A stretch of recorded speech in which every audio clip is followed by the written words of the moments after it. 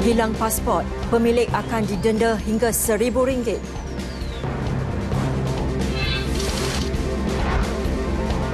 Jabatan Imigresen diserbu pemohon ikat di saat-saat akhir.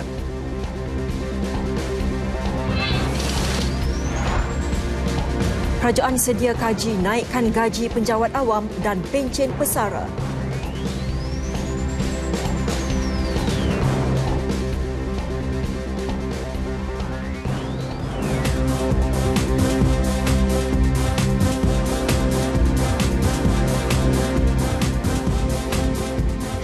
Assalamualaikum dan salam satu Malaysia N5 Khamis 29 Jun bersama saya Nur Lela Muhammad Nur.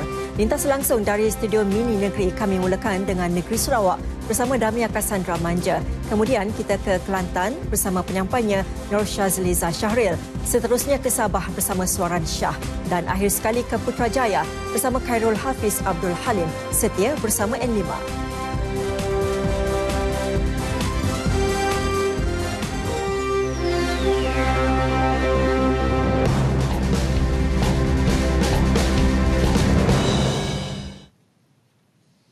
Orang ramai yang kehilangan pasport Malaysia kerana cuai akan dikenakan penalti antara RM200 hingga RM1,000.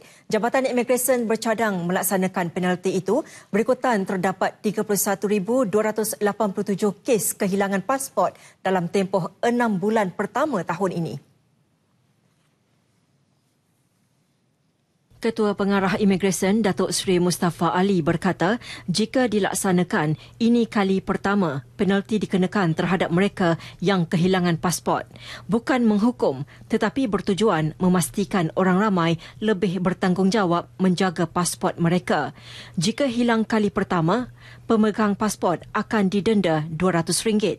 RM500 akan dikenakan jika hilang kali kedua. Bagi kehilangan kali ketiga dan seterusnya, denda RM1,000 akan dikenakan. Jabatan Imigresen telah pun mengemukakan cadangan itu kepada Timbalan Perdana Menteri yang juga Menteri Dalam Negeri, Datuk Seri Dr. Ahmad Zahid Hamidi, dan secara dasarnya ia dipersetujui. Berdasarkan statistik terbaru, Johor mencatat jumlah kehilangan pasport Malaysia tertinggi iaitu 5,734 kes. Ini diikuti Kuala Lumpur 4,000 kes dan Selangor 3,409 kes. Tempoh permohonan kad sementara e-kad bagi membolehkan majikan menggaji semula pekerja asing tanpa izin parti akan berakhir esok. Sejak 15 Februari lalu, majikan dibenarkan membuat permohonan e-kad itu secara percuma, tetapi mereka masih lagi tidak mengambil berat. Wartawan Andy Reza Rohadian meninjau suasana saat akhir pihak majikan melakukan permohonan e-kad itu di Jabatan Imigresen Putrajaya. Hanya tinggal sehari lagi sebelum tamatnya tempoh permohonan e-kad itu dan sudah pasti keadaan bertambah sibuk dan sesak di kaunter urusan itu. Sejak kemarin hingga esok, Jabatan Imigresen seluruh negara dibuka dari pukul 8 pagi sehingga 12.30 malam bagi membolehkan majikan mendaftarkan parti masing-masing. Majikan yang gagal melakukannya selepas 30 Jun ini akan berdepan dengan tindakan penguatkuasaan dan parti itu akan dihantar pulang ke negara asal. Operasi menggempur parti yang gagal mendaftar akan dilakukan di seluruh negara bermula 1 Julai ini. Setakat ini, kira-kira 126,359 ikat sudah dikeluarkan Jabatan Imigresen. Kesibukan bekerja dan prosedur pendaftaran yang terlalu rumit antara alasan majikan mendaftar pada saat akhir. Sebenarnya maklumat ni pihak majikan sendiri tidak tahu, melainkan pihak immigration sendiri yang tahu kan. Jadi ada yang rekod lebih kurang 5-6 tahun sudah disenarai hitamkan. Jadi kena baliklah, kena dihantar pulang. Jadi majikan yang sekarang ni kena hantar dia orang pulang lah. Itu yang masalah dia. Untuk dapatkan cop ni je, kita kena berbaris. Dapat yang kedua pun kena berbaris. So dapat yang ketiga pun, so dia pula ambil nombor lagi. Nak ambil nombor pula kena baris lagi. So barulah dapat kita proses yang ikat tu. Sebab dia ada limit untuk 1,000 ataupun 1,200. Kalau dia rasa dia nak tambah lagi, dia tambah 150. Sementara itu, parti yang ditemui memberikan alasan masing-masing berhubung tempoh akhir pendaftaran ikat itu. Akak dah daripada pukul berapa dah kat sini? Dari pukul 6.30 Pagi. Ya. Ini kali pertama datang ke? Kali pertama lah. Kenapa bos hantar lambat ke? Memang bos hantar lambat Sebab apa? sebab dia banyak kerja kat luar, dia tak sempat nak pergi. Kak ceritakan sikit kenapa bos hantar lambat? Ini kita tak tahulah pula kan. Kita pun cepat-cepat juga tapi tak tahu masalah macam mana kan. Yelah sama juga lah itu, kita pun bos sama juga kan. Kita sibuk ke banyak hal ke, kita pun tak faham kan dia orang. Pagi pun kita orang sampai itu 50 orang belum makan, belum mandi, belum tidur. Itu kita orang sekarang semua mau itu sini pun government kasih tiket balik, kita orang mau balik gak sini kasih tanah dalam hati lah. Semua sudah nangis. 5 sektor yang dibenarkan membuat permohonan IKAD adalah sektor pembinaan, perkhidmatan, perkilangan, perladangan dan pertanian. Andy Reza Rohadian, RTM. Kerajaan sedia mengkaji permintaan Kongres Kesatuan Pekerja-Pekerja dalam Perkhidmatan Awam QPEX yang mahu gaji penjawat awam serta pencen pesara dinaikkan antara 2 hingga 3% dalam bajet 2018. Ketua Setiausaha Negara Tan Sri Dr. Ali Hamzah berkata beliau akan mengadakan perbincangan dengan QPEX bagi memperincikan cadangan itu. Saya rasa 3% kenaikan gaji itu memang kita dah berikan sekarang pun. Siapa yang dah sampai ke peringkat maksimum, memang kerajaan berikan kenaikan gaji 3% secara otomatis. So itu telah dilaksanakan sejak 2014 hari itu. Ya. Jadi saya rasa mungkin saya perlu bincang dengan QPEX apa yang dimaksudkannya. Kerana dulu kan semua penjawat awam akan sampai ke had maksimal gaji. Dan lepas tu dia kena tunggu naik pangkat atau skim baru. Tapi sekarang memang dah automatik.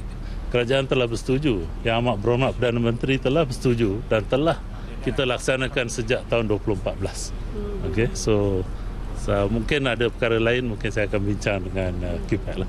Cadangan berkenaan dibangkitkan Presiden QPEX Datuk Aziz Muda baru-baru ini. Susulan kehilangan barangan sistem peralatan radar ketenteraan bernilai jutaan ringgit di Pelabuhan Tanjung Pelepas PTP Gelang Patah, Johor. Siasatan terperinci perlu dilakukan bagi mengenal pasti punca sama ada disebabkan kecuaian atau kerja terancang oleh pihak tertentu.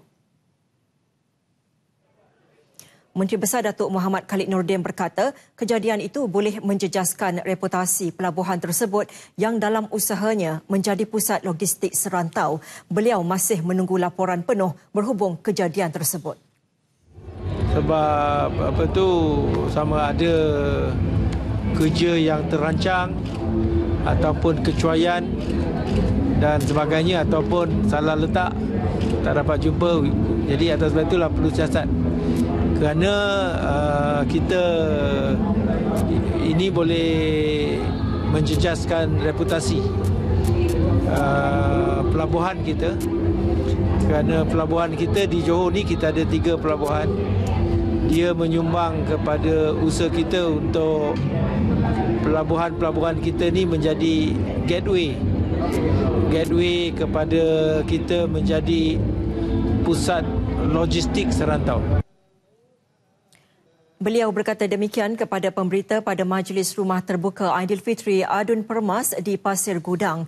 Sementara itu, polis mengesahkan menerima laporan daripada Pelabuhan Tanjung Pelepas PTP 13 Jun lalu berhubung kehilangan barangan sistem peralatan radar ketenteraan bernilai jutaan ringgit di pelabuhan terbabit.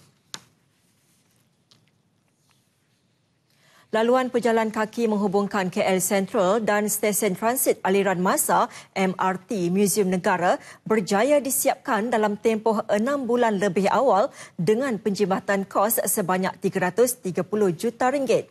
Ujar Ketua Setiausaha Negara Tan Sri Dr. Ali Hamzah, mengikut perancangan awal, laluan sepanjang 240 meter itu dijangka mengambil masa 18 bulan. Kos pembinaannya hanya melibatkan 50 juta ringgit dengan pemajunya Malaysian Resources Corporation Berhad MRCB. Laluan pejalan kaki berkenaan serta 19 lagi stesen MRT di bawah projek MRT1 menghubungkan Sungai Buloh dan Kajang bakal dirasmikan 17 Julai ini oleh Perdana Menteri Datuk Seri Najib Tun Razak.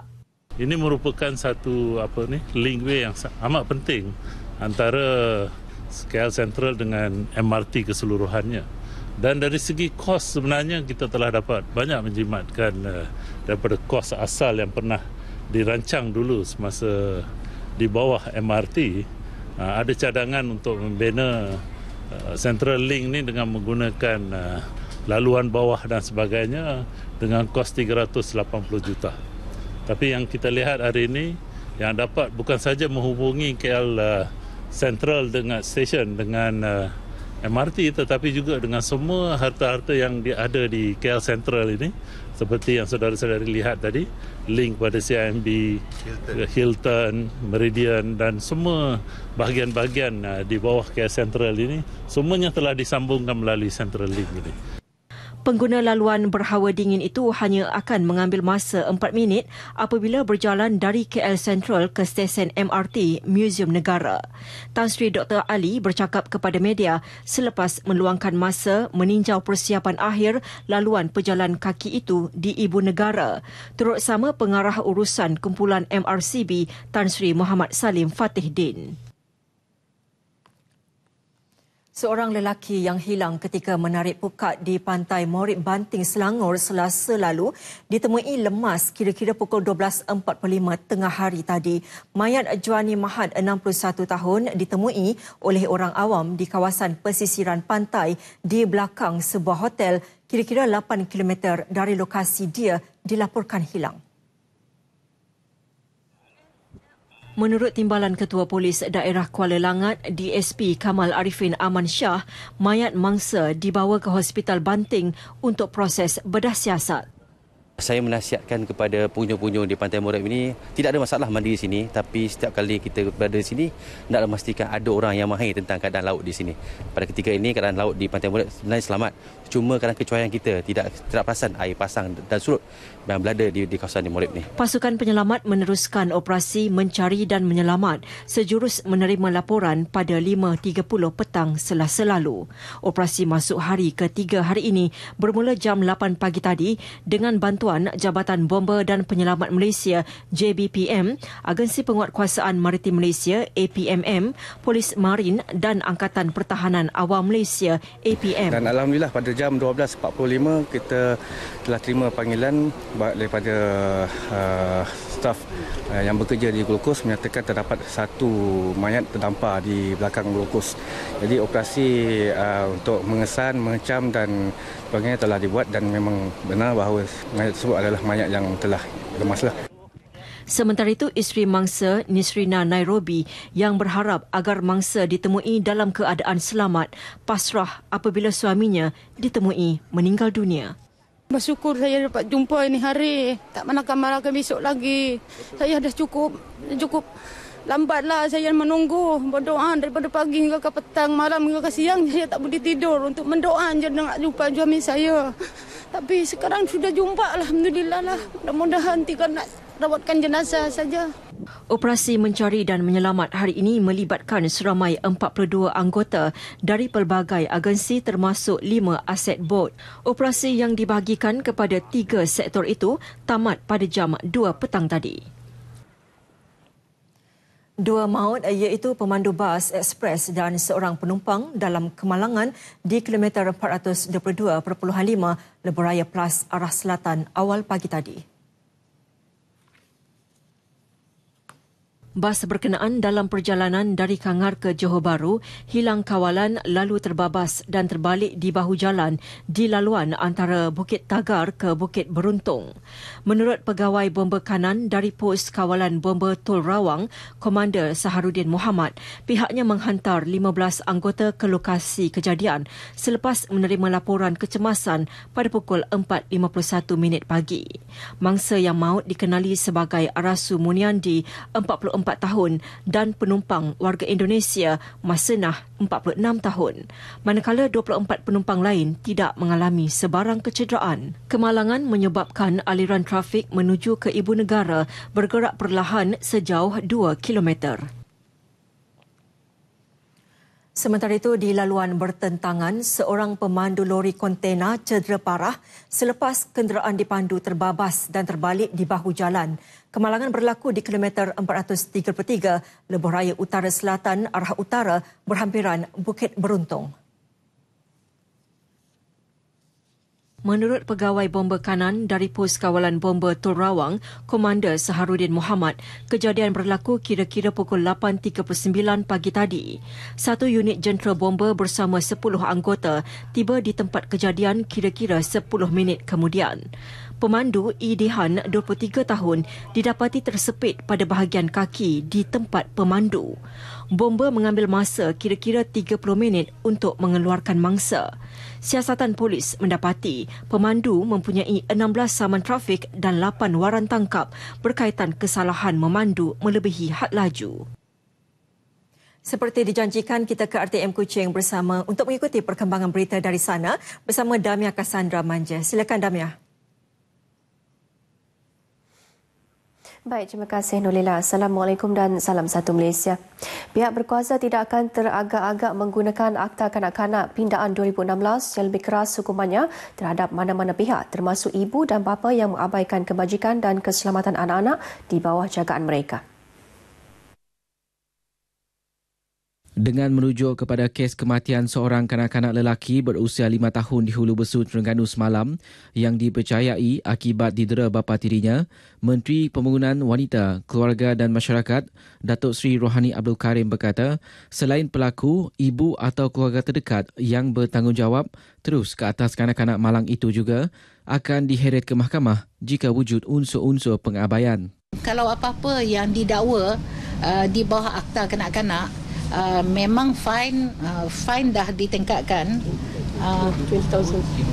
20 tahun penjara dan maksimum 50,000 atau dua-dua sekali. Dan besides that, we do have CSO, bermakna kerja-kerja kemasyarakatan dan sebagainya is heavy. Walau bagaimanapun, Datuk Seri Rohani berkata, kes tersebut masih dalam siasatan polis dan kementeriannya sedia memberi kerjasama sepenuhnya untuk mendapatkan keadilan buat mangsa Muhammad Hairi Amsyar Abdul Rahman.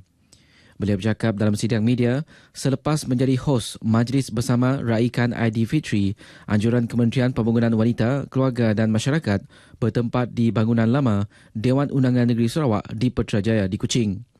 Majlis Rumah Terbuka tahunan itu turut diserikan dengan kehadiran Ketua Menteri Datuk Amar Abang Johari Tun Openg dan isteri Datin Amar Datuk Jumani Tun Tuanku Bujang serta beberapa Menteri Persekutuan dan Negeri. Dengan tema Indahnya Beraya, majlis tersebut diadakan untuk meraihkan 8 kumpulan sasar kementerian termasuk orang kurang upaya dan anak-anak yatim. Kemeriahan sambutan Hari Raya Aidilfitri di Kuching masih terasa dengan tradisi kunjung-mengunjung walaupun memasuki Syawal yang ke-5 hari ini. Meneruskan kunjungan raya, Ketua Menteri Datuk Amar Abang Johari Tun Openg serta isteri Datin Amar Datuk Jumani Tun Tuku Bujang di beberapa kediaman serta majlis rumah terbuka di sekitar Kuching. Kunjungan dimulakan ke kediaman Pengurusi Perbadanan Pembangunan Perumahan Sarawak, PPPS, Datuk Dr. Abang Abdul Rauf Abang Zain yang juga bekas Menteri Muda Pembangunan Perindustrian di Siul Kandis, Petrajaya. Rombongan Ketua Menteri kemudiannya mengunjungi Menteri Pembangunan Wanita, Keluarga dan Masyarakat, Datuk Seri Rohani Abdul Karim di Majlis Bersama Rakan Aidilfitri di bangunan lama Dewan Undangan Negeri Sarawak di Petrajaya. Datuk Amar Abang Johari serta isteri turut berkunjung ke kediaman kenamaan-kenamaan tempatan. Kerjasama dalam kalangan masyarakat setempat amat perlu bagi menjayakan projek-projek mega yang sedang dan akan dilaksanakan untuk membantu meningkatkan taraf hidup penduduk. Timbalan Ketua Menteri Datuk Amar Awang Tengah Ali Hassan berkata, di Lawas misalnya, projek seperti pembinaan lapangan terbang yang baru bukan sahaja akan memanfaatkan penduduk setempat, malah kawasan sekitarnya. Ditemui media pada Majlis Rumah Terbuka Aidilfitri di Kampung Datuk Kuala Lawas, beliau berharap projek yang ketika ini pada peringkat kajian dapat dilaksanakan dengan secepatnya. Mengenai projek Rimbunan Kasih pula, beliau berharap supaya lebih ramai penduduk di kawasan sekitar menyertai projek tersebut kerana tersedianya peluang pekerjaan kepada penduduk setempat dalam membantu menambah pendapatan isi rumah. Pada majlis rumah terbuka itu, turut diadakan majlis marhaban dan upacara menepung tawa atas pelantikan Dato' Amar Awang Tengah sebagai Timbalan Ketua Menteri. Meraihkan Aidilfitri di kampung halaman, Dato' Amar Awang Tengah berterima kasih terhadap sokongan dan kerjasama penduduk selain teruja dengan kehadiran kepelbagaian kaum dan kunjungan sanak saudara termasuk dari Sabah. Saya harap ini akan terus dipertahankan, supaya masyarakat kita akan dapat hidup dan dengan kesempatan ini saya bersama keluarga semua mengucapkan selamat hari raya lahir dan batin. Penggunaan teknologi diyakini dapat membantu mempertingkat pembangunan perindustrian di Sarawak. Ia sama ada akan mewujudkan satu industri baru atau industri hiliran dalam sektor sedia ada. Berucap pada Majlis Kesyukuran dan Identikai Gawai Dayak di Seri Aman malam tadi, Menteri Muda Industri dan Pelaburan Malcolm Musin Lamoh memberikan contoh sektor perladangan kelapa sawit yang bukan semata-mata untuk pengeluaran minyak sawit mentah, sebaliknya mempunyai banyak industri sampingan yang boleh dibangunkan. Begitu juga dengan industri lain seperti pengeluaran produk makanan, industri berasaskan sumber asli dan sumber yang boleh diperbarui. Ke arah itu juga, Malcolm Musin menekankan pentingnya aspek penyelidikan dan pembangunan dalam mencapai apa-apa yang dihasratkan dalam pembangunan perindustrian Sarawak. Perkara itu juga yang ingin beliau fokuskan setelah diberi tanggungjawab sebagai Menteri Muda Industri dan Pelaburan dalam rombakan Kabinet Negeri awal Mei lalu. Aku berasai lantang tu lawan aku bisa masuk bisa pengalaman pada industri lebih agak menggunakan teknologi lawan 9 kes kebakaran dalam tempoh 19 tahun termasuk melibatkan 4 kali kes di rumah panjang yang sama menunjukkan sudah tiba masanya keperluan pembinaan sebuah balai bomba dan penyelamat di Sungai Asap Belaga. Jelas Adun Murum Kennedy Chuk Pai Ugon dengan jarak yang jauh dari balai bomba yang terdekat, keperluan untuk memiliki sebuah balai bomba di kawasan terbabit adalah mendesak. Selain daripada faktor jarak, pertambahan populasi seramai 15,000 orang penduduk di kawasan itu menjadi faktor bagi pengujudan sebuah balai bomba. Dan walaupun di Sungai Asap kita ada bomba komuniti dan kita juga ada bomba sukarela, tapi itu tidak mencukupi. Oleh itu, beliau mahu kerajaan bertindak segera atas dasar keselamatan dan kebajikan rakyat di kawasan itu. Kennedy ditemui media di Kuching selepas menerima sumbangan bantuan bagi penduduk terjejas akibat kebakaran di rumah bading Sungai Asap pada 20 Jun lepas. Sumbangan berupa pakaian dan bantuan kewangan disampaikan oleh Pengurusi Persatuan Wanita Kayan Sarawak, Roslyn Lah.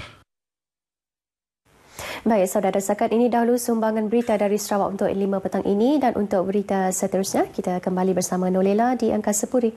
Silakan. Terima kasih Damia dari Sarawak, dan seterusnya kita berlintas langsung ke Kelantan bersama Nur Syazliza Syahril di sana. Silakan. Terima kasih rakan penyampai di Angkasa Puri. Setiap kali tibanya musim perayaan, jalan raya di negeri ini sesak dengan pertambahan jumlah kenderaan sama ada perantau yang pulang ke kampung halaman mahupun mereka yang datang bercuti ke negeri ini. Justru kelulusan projek pembinaan persimpangan bertingkat bagi mengatasi masalah kesesakan lalu lintas yang teruk di Bandar Tanah Merah mampu memberi kemudahan kepada penduduk di jajahan itu. Projek pembinaan jajaran sejauh 1.1 km melintasi bandar termasuk lintasan kereta api dengan kos kira-kira RM153 juta itu bermula Ogos tahun lalu dan dijangka siap pada tahun 2019. Ahli Dewan Undangan Negeri Adun Gual Ipoh, Bakri Mustafa berkata, pembinaan itu mempercepatkan perjalanan penduduk dari Machang ke Pasir Mas dan sebaliknya serta tidak lagi perlu bersesak khususnya setiap kali tiba musim perayaan. Dengan adanya flyover ini di mana melibatkan Jalan Sultan Ismail Putra, Jalan Machang dan juga Jalan Pasir Mas, di mana semua pengguna yang berhasrat ke destinasi Pasir Mas Kota Baru ataupun Machang tidak lagi perlu menggunakan jalan dalam kawasan bandar. Beliau ditemui RTM sewaktu meninjau di tapak pembinaan projek tersebut. Tambahnya, kerja fizikal di tapak projek itu dimulakan dalam masa terdekat apabila masalah pengambilan tanah, terutama sedikit tanah Masjid Ismail Petra Tanah Merah selesai. Pertambahan kepadatan penduduk yang pesat di jajahan itu memerlukan pembangunan yang mampu memberi keselesaan dan kemudahan kepada penduduk.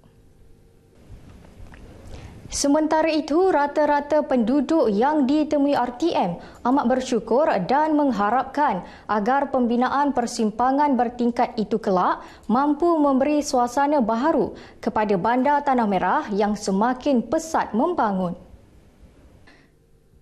Dengan adanya persimpangan bertingkat itu nanti, penduduk tidak lagi perlu bersesak setiap hari di laluan itu, terutamanya apabila laluan untuk melintasi rel kereta api Tanah Merah ditutup dengan kekerapan 12 kali sehari. Saya sebagai penduduk Tanah Merah ni mengharapkanlah supaya benda ni dapat dipercepatkan. Ya, gembiralah ke. Sebelum ni sesak jalan ke pakai. Bila dia ada flyover ni, senang lah ke. Kita pun tak jeng ke. Nak lalu pun tak sibuk ke.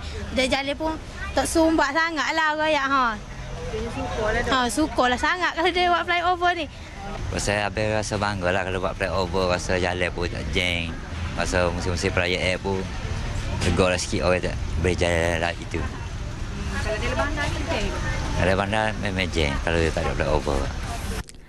Ahli Parlimen Tanah Merah, Datuk Seri Ikmal Hisham Abdul Aziz merupakan pemimpin yang bertanggungjawab memohon projek berkenaan.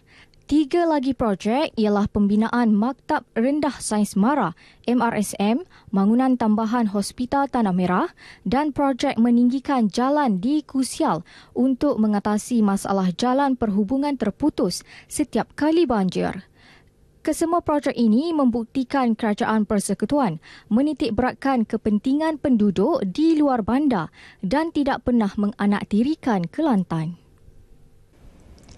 Isu kesesakan jalan raya yang teruk di Kelantan setiap kali tiba musim perayaan dijangka dapat diselesaikan dalam tempoh 2 hingga 3 tahun akan datang.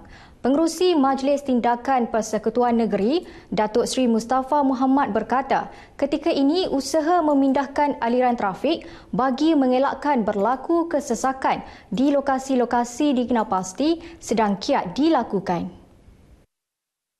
Ini termasuk pelaksanaan beberapa projek kemudahan berimpak tinggi di seluruh Kelantan, merangkumi pembinaan jambatan dan jejambat mengikut jadual yang ditetapkan. Antaranya pembinaan Lebuh Raya Kota Baru Kuala Krai, bypass Jalan Pasir Mas Salo, menaik taraf Jalan Pasir Mas Pasir Jelatang, selain projek naik taraf beberapa jalan utama di negeri ini. Pada masa sama, beliau yang juga Menteri Perdagangan Antarabangsa dan Industri berkata, pihaknya bersama Jabatan Kerja Raya JKR Negeri sentiasa berusaha melakukan penambahbaikan dengan mengenal pasti projek-projek mendesak. Langkah itu bagi memastikan cadangan yang dibuat dapat dibawa kepada peringkat tertinggi untuk mendapat kelulusan segera. Bukan saja kita perlu jalan daripada Kota Baru ke Gomusang, tetapi juga jalan daripada Sempadan Terengganu ke Kota Baru. Ya, LPT2 hubungkan Kota Terengganu ke Kelantan. Yang kedua, kita mahu Lebuh Raya Timur Barat diperbesarkan. Bukan setakat Lebuh Raya Kota Baru Gomusang yang kita perlukan, beberapa jalan lain juga perlu diperbaiki dan kita harap kerajaan akan timbangkan. Terdahulu, beliau menghadiri Majlis Mesra Raya bersama perantau, NGO dan penjawat awam di Kelantan. Hadir sama Pengarah Jabatan Pembangunan Persekutuan JPP Kelantan, Yahya Mamat, Ketua-Ketua Jabatan Persekutuan, Pemimpin Tempatan serta Wakil NGO. Sebelum mengakhiri bahan berita dari Kelantan, saksikan kemeriahan Majlis Mesra Raya bersama perantau, NGO dan penjawat awam yang berlangsung di RTC Tunjung Kota Baru. Assalamualaikum dan salam satu Malaysia.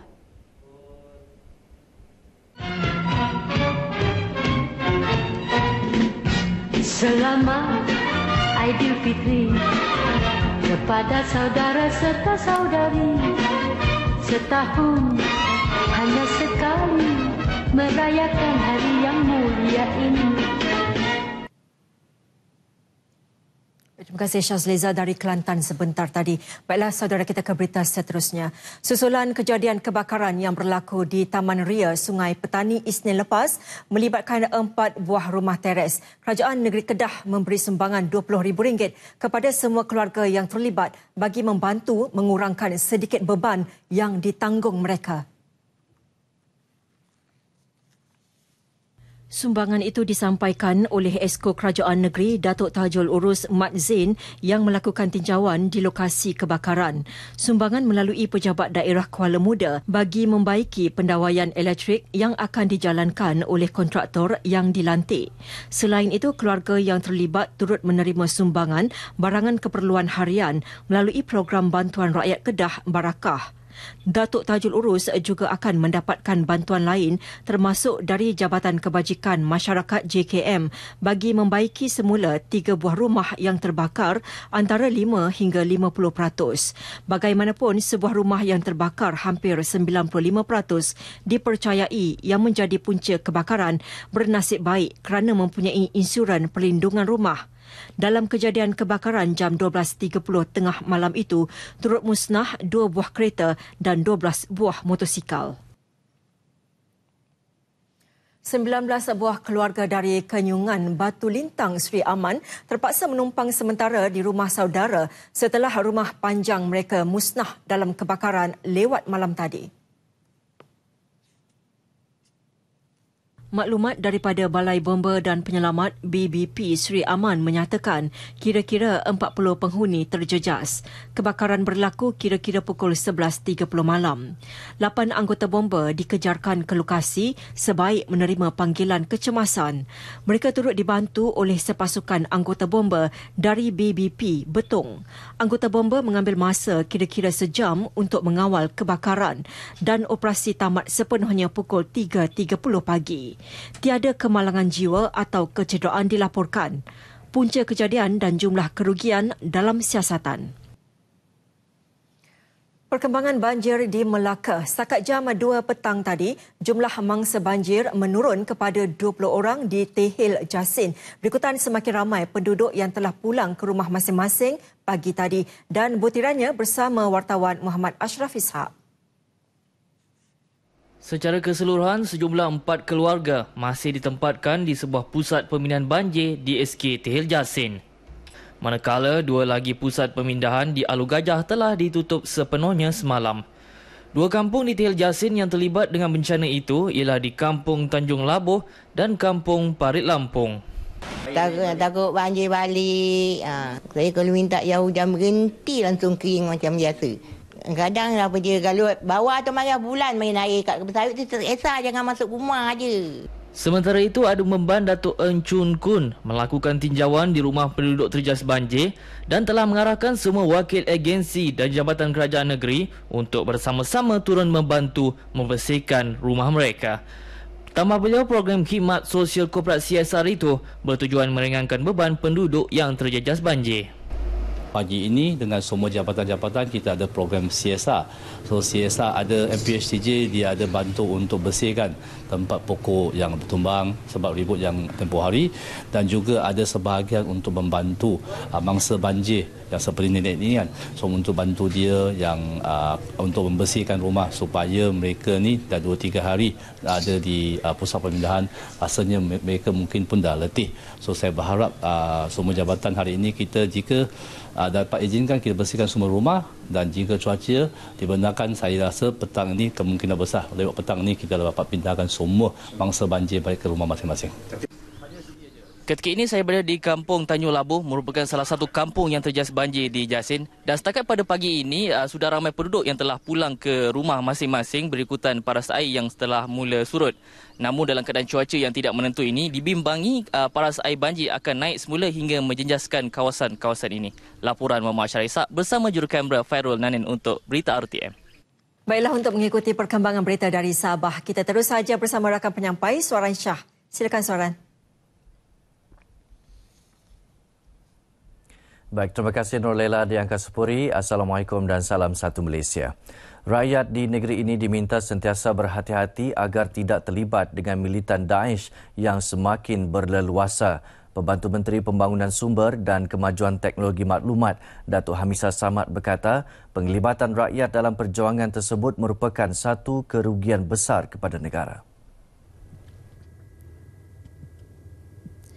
Ini kerana kegiatan militan hanya menyebabkan huru-hara sehingga mengganggu keharmonian negara.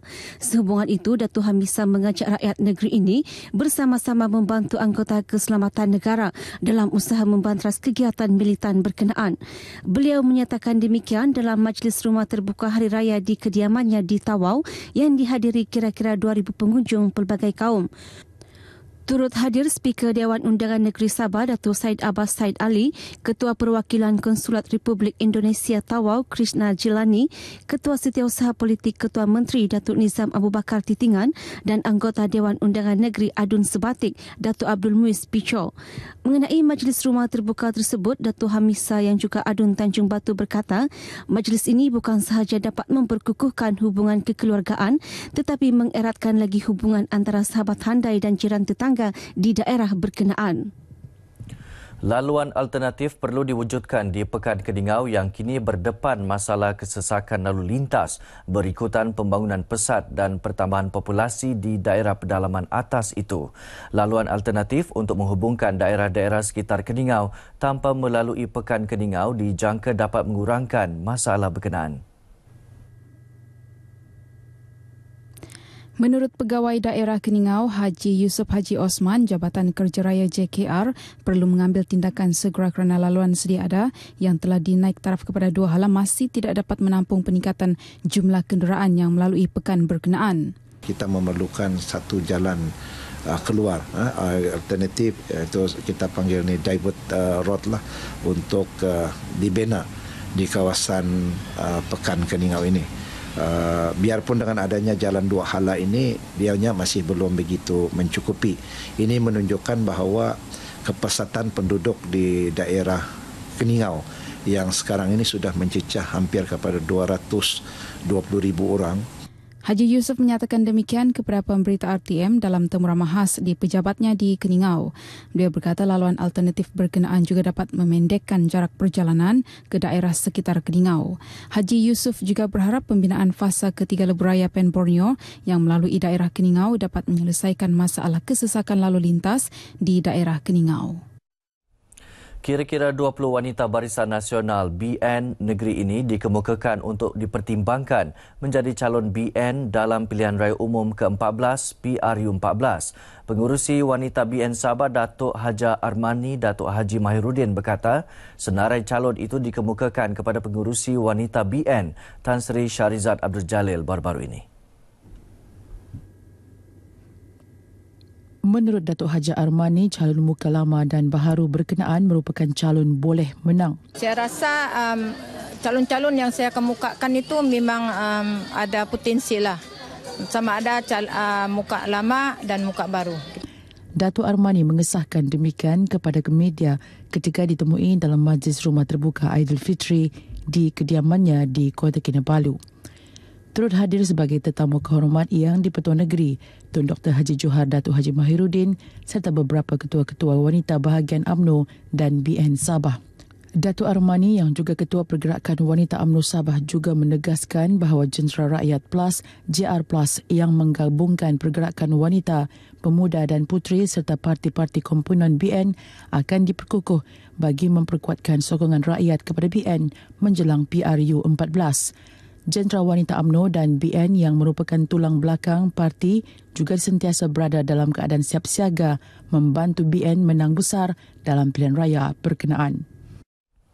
Kerajaan Negeri Sabah yakin atlet negeri ini yang terpilih mewakili negara ke Sukan SEA 2017 di Kuala Lumpur pada 19 hingga 31 Ogos ini mampu menyumbang pingat termasuk pingat emas kepada negara dalam beberapa acara yang dipertandingkan. Menteri Belia dan Sukan Sabah Datuk Taufik Abu Bakar Titingan berkata keyakinan itu berdasarkan kemampuan atlet Sabah yang memperlihat kesungguhan ketika menjalani latihan, persediaan dan intensif. Ada beberapa orang yang telah pun tersenarai untuk mewakili negeri Sabah, mewakili negara dalam Sukan C yang akan berlangsung pada bulan Ogos di Kuala Lumpur menjadi tuan rumah. Dan mereka sebenarnya telah pun melakukan persiapan terutama sekali bersama dengan atlet lain yang ada di Kuala Lumpur dalam latihan-latihan intensif, dan kita berharap agar mereka akan berusaha bersungguh-sungguh untuk mengharumkan bukan saja nama negara kita Malaysia, bahkan untuk mengharumkan nama negeri Sabah, kerana kita pasti mereka akan dapat menyumbang emas. Datuk Taufik berkata demikian kepada pemberita dalam Majlis Rumah Terbuka Hari Raya Aidilfitri di Dewan Lo Gekpo, Tawau. Mengenai majlis ini, beliau yang juga ahli Dewan Undangan Negeri APAS berkata penganjuran Majlis Rumah Terbuka ketika sambutan perayaan merupakan wadah terbaik dalam usaha memupuk perpaduan pelbagai kaum di negeri ini. Datuk Taufik berharap rakyat tanpa mengira latar belakang dan fahaman mengambil peluang merapatkan hubungan silaturahim melalui majlis berkenaan. Sekian berita N5 dari Sabah petang ini. Teruskan dengan Nur Lela di Angkasa Puri. Silakan. Terima kasih Suharan. Dan dari Kompleks Islam Putrajaya, KIP, Khairul Hafiz Abdul Halim telah bersedia dengan laporannya. Silakan Hafiz. Terima kasih rakan penyampai di Angkasa Puri. Assalamualaikum dan salam satu Malaysia. Sikap berlapang dada dan memaafkan merupakan amalan mahmudah dan terpuji dalam Islam. Amalan itu mampu mewujudkan keharmonian dan kesejahteraan dalam kehidupan bermasyarakat dan keluarga. Malah menurut Pengarah Pembangunan Insan Jabatan Kemajuan Islam Malaysia JAKIM, Ustazah Zawana Muhammad, amalan tersebut seharusnya hidup tanpa mengira tempat dan masa kerana ia bukan perkara yang hanya diamalkan pada hari-hari perayaan sahaja. Satu budaya juga dalam kita sekarang, pergaulan yang tidak terbatas. Bila bermaaf, saling bersalam-salaman. Walau bagaimanapun, perbuatan terpuji boleh menjadi tercela kerana cara kita mohon maaf dan perbuatan itu tak jadi lagi satu ibadah dan seterusnya akan berdosa. Amalan bermaaf dan memaafkan sebenarnya memberi erti nikmat Ramadan yang baru sahaja dilalui seseorang insan yang bertakwa. Dalam suasana hari raya, kalau boleh kita dapat clearkan apa juga kesalahan, kita perlu jaga juga dalam nak menjaga mahram sendiri. Contoh bermaafkan sesama mahram atau bukan mahram. Kita kena jaga contoh dengan IPA dan sebagainya.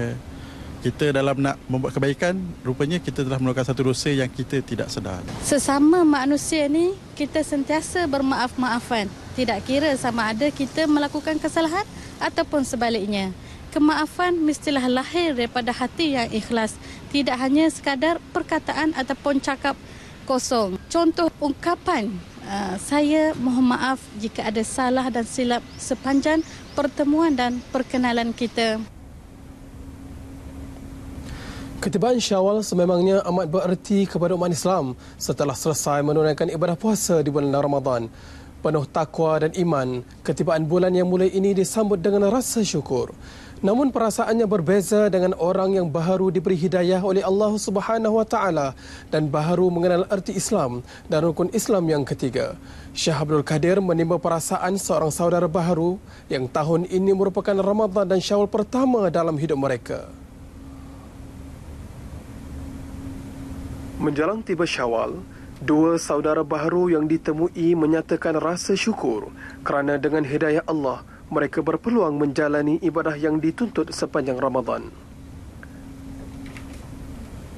Bagi Iqra Nisa Golbi dari suku kaum Bidayuh, ini adalah pengalaman pertama menyebut Syawal sejak melafazkan kalimah syahadah Disember tahun lepas. Manakala Yusuf Ramadan Tio menerima kehadiran Aidilfitri tahun ini buat kali kedua. Sempena Hari Raya ni, saya harap Raya berjalan dengan lancar. Lepas tu, semoga saya istiqomah lah dalam ibadah saya lah. Dalam bulan Syawal tu, agak saya pun merasai sama jugalah. Hanya adat dia tak sama lah kan. Sebab saya Cina, terus bulan Syawal untuk orang Melayu kan. Dan alhamdulillah saya dapat hidayah ni dengan sepenuh hati. Masyarakat Islam, terutama mereka yang dekat dengan golongan seperti kedua-dua insan ini, disaran memberi sokongan dan kekuatan kepada mereka, termasuk dalam bentuk bantuan kebajikan, moral, keuangan dan pembelajaran tentang Islam. Kami Muslimah Perkim ingin mengucapkan selamat Hari Raya Aidilfitri, maaf zahir dan batin. Kami, saudara baru dari Perkim, ingin mengucapkan selamat Hari Raya Aidilfitri, maaf zahir dan batin. Sudah 5 hari umat Islam meninggalkan Ramadan. Di saat undangan rumah terbuka dan semangat kunjung berkunjung, ramai yang mula mengambil kesempatan melaksanakan ibadat sunat puasa 6 di bulan Syawal. Berdasarkan hadis riwayat Muslim, Rasulullah SAW bersabda mengenai kelebihan berpuasa 6 hari di bulan Syawal, iaitu bersamaan pahalanya dengan berpuasa sepanjang tahun. Seperti mana kita solat fardu, kita iringi dengan sunat rawatib. Jadi puasa kita iringi dengan 6 hari dalam bulan Syawal. Untuk apa? Supaya kita dapat menampung sebarang kekurangan puasa sepanjang bulan Ramadan. Mungkin ada cacat, celah dan sebagainya, pahalanya terbatal dan sebagainya. Maka kita sempurnakan Ramadan itu dengan 6 hari dari bulan Syawal berikutnya. Berdasarkan beberapa pendapat, puasa 6 boleh dilaksanakan secara berturutan atau dipisahkan, sama ada di awal atau dilewatkan, asalkan masih dalam bulan Syawal. Kesimpulannya, dalam kemeriahan Syawal, tiada masalah atau halangan untuk umat Islam menghimpunkan 2 kebaikan, iaitu kebaikan berpuasa 6 dan kebaikan menghubungkan silaturahim sesama ummah. Paparan itu mengakhiri sumbangan berita dari Kompleks Islam Putrajaya. Kembali kepada rakan penyampai di Angkasa Puri untuk berita seterusnya. Selamat Hari Raya Aidilfitri, maaf zahir dan batin. Hafiz, terima kasih. Kerajaan Negeri Melaka sedia menerima teknologi insinerator bagi menyelesaikan masalah tapak pelupusan sampah di Sungai Udang yang berada di tahap kritikal. Menurut Ketua Menteri Datuk Seri Idris Harun, usaha tersebut seiring langkah ke arah teknologi hijau sekaligus mengelak penggunaan tanah lebih besar untuk tapak pelupusan. Bagaimanapun pihaknya menyerahkan keputusan tersebut kepada SW Corp untuk mengambil jalan terbaik. Menggesa pihak SW Corp untuk segera menyediakan tapak pelupusan sampah yang baru dengan teknologi baru. Kita bersedia untuk menerima sebuah incinerator dan saya faham incinerator ini adalah sebuah teknologi yang lama, telah digunakan hampir 40 tahun di negara-negara maju dan Melaka bersedia menerima teknologi tersebut kerana incinerator ini bukan saja dia akan melupuskan sampah dengan cara pembakaran, tetapi pada masa yang sama sampah-sampah tersebut akan dibakar dan haba yang dikeluarkan itu akan digunakan untuk menjana tenaga. Beliau mengulas perkara itu ketika ditemui dalam majlis rumah terbuka di Kuala Sungai Baru, Masjid Tanah.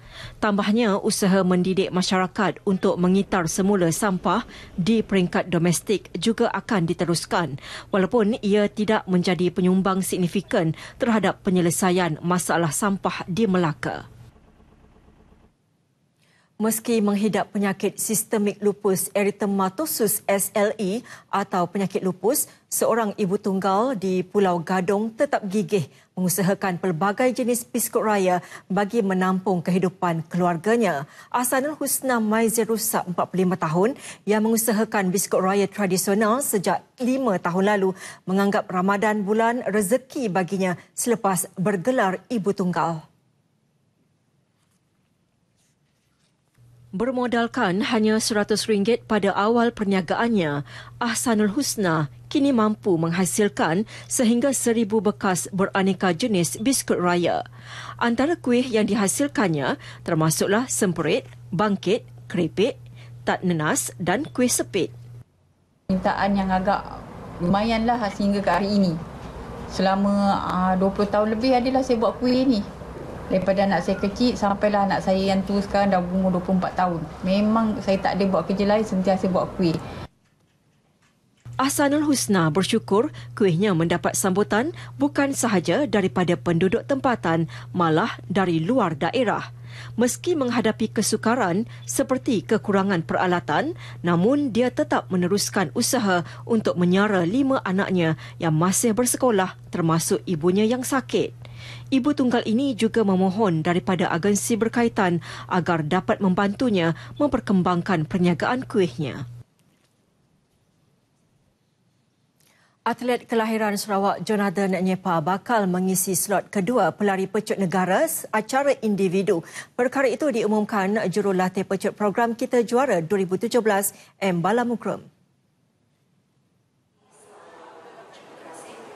Berdasarkan catatan terbaru Jonathan, 10.28 saat pada kejohanan olahraga terbuka Korea Selatan, ia sememangnya layak untuk Jonathan menyertai rakan sepasukan Khairul Hafiz Jantan dalam acara individu 100 meter. Sebab sebelum Thailand Open, beliau telah accident, dah mengalami kecederaan. So sebelum Thailand Open tu dia reka sikit, lepas tu dia pergi Thailand Open. Saya memang sasar untuk dia kejohanan ni dalam 10.3, 10.4 sebab sebelum ni pun dalam training dia memang dah konsisten. Tapi saya pun tak expect dia akan lari 10.28 sebab dengan ada competition dengan yang ada seorang layak pergi World Championship 10.07.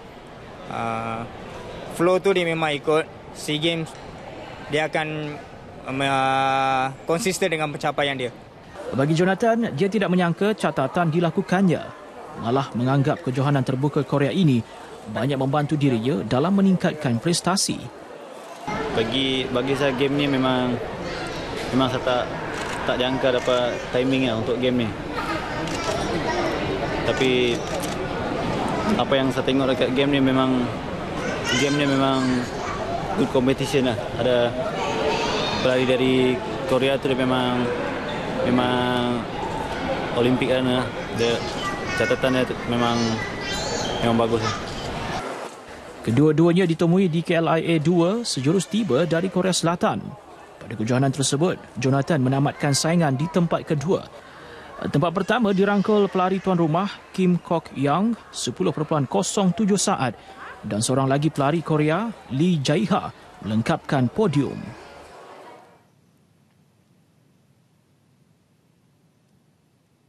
Sementara itu, M. Bala Murugan juga sudah pun mempunyai senarai pelari acara 4x100 meter berganti-ganti lelaki pada Tamasya Sukan SEA Ogos nanti. Bagi Bala, biarpun mengakui cabaran sememangnya bukan mudah, namun beliau yakin kemampuan 4 pelari pecut ini mampu menghasilkan sesuatu khususnya dalam misi menggapai pingat emas. Mereka adalah Khairul Hafiz Jantan, Jonathan Nyepa, Badrul Hisham Abdul Manap dan Nixon Kennedy. Okey, setakat ni saya belum cakap lagi 4x1 tu best Southeast Asia. Tapi kita ada runner, 4 runner best Southeast Asia. Jonathan Nyepa, Khairul Hafiz Jantan dah konsisten 10.3, tu dah kira 10.3. Kita ada Badrul Hisham 10.5, Nixon Kennedy dia pun dah lari konsisten 10.4. Nak bergandingkan dengan negara lain, Thailand, sebab baru Thailand Open pun Khairul Hafiz Jantan kalahkan yang Jerapong semua. Tambah Bala, selepas kejohanan terbuka Thailand, kesemua mereka sekali lagi akan diuji pada kejohanan olahraga Asia kali ke-22 di India minggu depan. Dan barisan kejurulatihan mensasarkan kuartet ini merekodkan masa di bawah 40 saat. Seterusnya laporan cuaca, kita bersama Nur Farha Abdul Halim di Jabatan Meteorologi Malaysia. Silakan. Baik, terima kasih rakan penyampai di Angkasa Pura. Assalamualaikum dan salam satu Malaysia. Masih lagi bersama saya Farha Halim dari Met Malaysia untuk info cuaca pada petang ini. Kita lihat kepada paparan carta angin. Corak tiupan angin kini bergerak dari arah barat laut menuju ke rantau negara kita dengan kelajuan yang agak sederhana sekitar 20 ke 30 km sejam. Dan seterusnya kini kita beralih ke paparan imej satelit untuk melihat keadaan cuaca semasa. Empat kelompok awan aktif yang dicerap yang di sekitar kawasan perairan Selat Melaka Utara dan juga timur negeri Johor serta di sekitar perairan Sabah di mana dijangkakan akan boleh memberikan keadaan cuaca lembap dan boleh mengakibatkan hujan berseteribut peti di kawasan terbabit. Untuk kita lihat tinjauan cuaca dengan lebih terperinci, kita beralih pula ke paparan imej gema radar. Hujan berseteribut peti kini sedang berlaku di sekitar negeri utara semenanjung Malaysia dan juga di sekitar bahagian perairan timur negeri Johor, yang mana dijangkakan akan mula reda menjelang awal malam nanti. Dan Met Malaysia juga meramalkan hujan akan mula masuk di 1-2 tempat di sekitar negeri Kelantan dan juga Terengganu menjelang malam nanti. Seterusnya kita beralih ke negeri Sabah dan Sarawak. Di sekitar negeri Sabah, hujan berseteribut peti kini sedang berlaku di 1-2 bahagian di sekitar bahagian Kudat dan juga Sandakan negeri Sabah yang dijangkakan akan mula reda menjelang malam nanti. Serta di negeri Sarawak pula, hujan kini sedang aktif berlaku di sekitar bahagian Limbang dan juga barat negeri Sarawak yang mana dijangkakan akan terus berterusan sehingga awal malam nanti. Sekian saja info cuaca untuk kali ini. Sebelum berpisah, kita lihat ramalan cuaca bagi bandar-bandar utama di seluruh Malaysia sepanjang malam nanti. Saya Farah Halim. Assalamualaikum.